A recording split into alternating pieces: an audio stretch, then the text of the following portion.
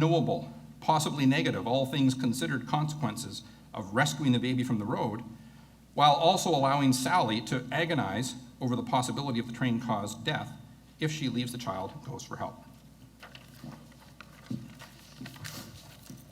Okay, we've got about 20 minutes for discussion. There are microphones on either side of the auditorium, so please step forward and indicate to which of our two speakers you are directing your question.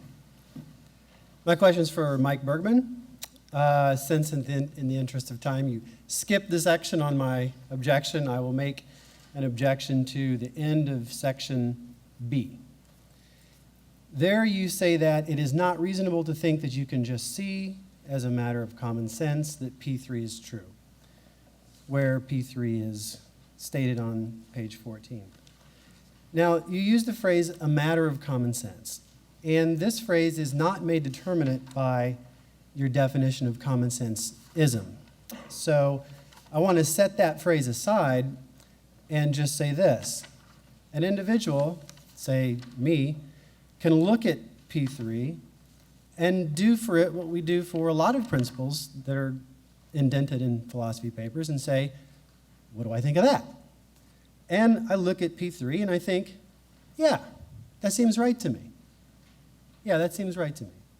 And so it seems intuitively correct to me. And I don't know if that's a matter of common sense or not, but it seems to make it reasonable for me to believe P3 unless I have some defeating considerations. But even then, I have a reason to believe P3, a reason based on an apparent intuition that it's true. Seeming appearances give evidence. That's the basic. Yeah, I mean, I'm not promoting a theory here. I'm just saying that one way for a proposition to be reasonable for a person to believe is that it seems true to them. And you look at P3 and it seems true. And maybe you can talk me out of that, but it still seems like it's reasonable for me to believe it unless I acquire a defeater for it. So talking you out of it won't change the fact that initially it seemed true, and that's enough to do what? To cause me a problem? Well, it seems to make it the statement that I read false. It seems to say that it is not the case, that it is not reasonable to think that I can just see. That is to say, it is reasonable to think I can just see that P3 is true. Because I look at it, and it seems true. And I can't think of any reason to think it's not true. And so it just seems false that I can't immediately see that it's true, or can't reasonably think that I just see that it's true. I mean, I think it is false, so that's okay. We can have reasonable false beliefs. Yeah. Do you want to save really crazy beliefs because there are really crazy seemings? Yeah, I mean, people can be dysfunctional in lots of ways. I mean, I could have color spectrum inversion, right? I mean, in deference to Al, it could arise from a burst of gamma rays from Alpha Centauri, and I could look at the chair, and I could have the sort of subjective state of consciousness that you would have, a normal person would have if it were a red chair, and I would be, something would be going wrong cognitively, but not reasonably. The reasonable thing to believe would be it's a red chair. So yeah, there might be all sorts of things might seem right to me that are wrong. The naive comprehension axiom. Okay, I'll give an answer and then we can move on. So there are different, what I want to say about seemings is that if they're highly inappropriate, then the beliefs based on them are unjustified despite the fact. So a seeming that P that's due to severe malfunction, right? If it seems to me right now I'm on the mountaintop listening to Handel's Messiah, and I believe that I am, some people want to say, well, it's based on the seeming with that content, so it's justified. I don't. I think that's an irrational, unjustified belief. How far do we want to stretch this? I myself am inclined, at least, to think God wouldn't permit that. I find that seeming happens to me. Do I want to say that that seeming is as perverse, as due to malfunction as the other? No. Do I want to say that it's an inappropriate seeming? Yes, for the reasons that I explained. So I guess ultimately I think I'm more understanding, obviously, of people who think that, but I still think it's an inappropriate seeming and the belief isn't a reasonable one. And maybe I could even say, well, it's reasonable until you think a bit more about it. Think about the things that I say. Okay, over on this side. Yeah, this is just a question out of curiosity. So you give your theory of error, and among other things you say that we can't, with the appropriate level of vividness, imagine certain negative consequences. You might also think that you can't imagine with the appropriate vividness certain positive consequences, which might play a role. And I was wondering if you just thought that that would play no role in the theory of error, the fact that we can't imagine why.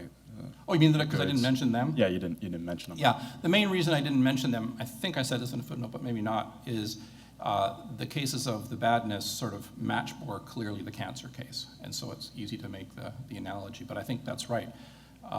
We can't imagine good things that we can see are connected with, things that seem to us to be clearly outweighing goods, and that would be prevented if the bad thing weren't permitted. Okay, can I ask a really quick second one? I'll say, you can say, okay, it's just that this is to Professor Wykstra. In GC2, clause B, I wasn't unclear why anything followed about whether or not it would be, if God doesn't exist, why anything would follow about whether or not it's likely that we'd know. I just thought nothing would follow at all. It might be easy, it might be hard, it might be likely. Sorry, but Professor Wykstra's not here this evening. Oh, yeah, I'm sorry. Artsky, then. You don't get two questions. Over to the side.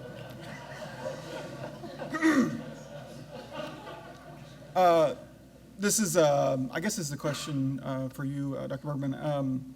This is a problem I've had with these kind of arguments for a while, so I want to see how this goes. And I think it articulates some of what was in, not Wykstra, but Artsky's paper.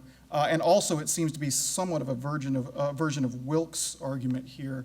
But it basically goes like this. And the best way I know to articulate it is to do a little role-playing here. I'm a theist, but a theist of a certain breed. I believe that God is all-knowing and all-powerful, but he's also all-evil. And my colleagues and friends have tried to convince me out of this by pointing out various good things in the world, the wondrous wonders of nature, the fact that one child was saved in the plane crash the other day, the fact that the bomb didn't go all the way off, didn't go off in Times Square the other day. Because as one who believes that God is all evil, I think, well, shouldn't God killed that other kid? Shouldn't God have let that bomb go off? But then I remember, but if God's all-knowing and all-powerful and all-evil, he could have reasons I don't know of to allow those things that seem good, but really in the end they'll be evil, right? I don't have any, for all I know, that's the case. And if such a God did exist, then of course there would be such justifying reasons, so I can continue to hold on to my belief in my all-powerful, all-knowing, but all-evil God, right? Now, given that position, it seems painfully obvious that I'm just trying to make excuses for defending my belief that's been falsified by the very common sense fact that one child being saved in the plane was good, and the fact that the bomb didn't go off in Times Square was good, right? And so common sense dictates this, right? And it seems to be just as common sense that those things are good, that the Holocaust was evil, and that the earthquake in Haiti was evil. And it seems that unless you're willing to give me my alternate theism, then the argument can't get off the ground. Yeah, I'm not willing to give you your alternate theism, but I'm willing to give you the strength of the objection to that alternate theism. The objection says, look, noticing a few good things doesn't count against there being an all-evil God, because for the same reasons a skeptical theist points to, they might actually lead to really bad things down the road. So I agree that objection to the evil God is an unsuccessful objection, which doesn't make belief in that evil God a reasonable thing. It just means that particular objection to it isn't a good objection to it. Okay, all right. Okay, I think we're going to go ahead and, Robin, go ahead. Okay, this is directed to Mike. I have a worry about, with skeptics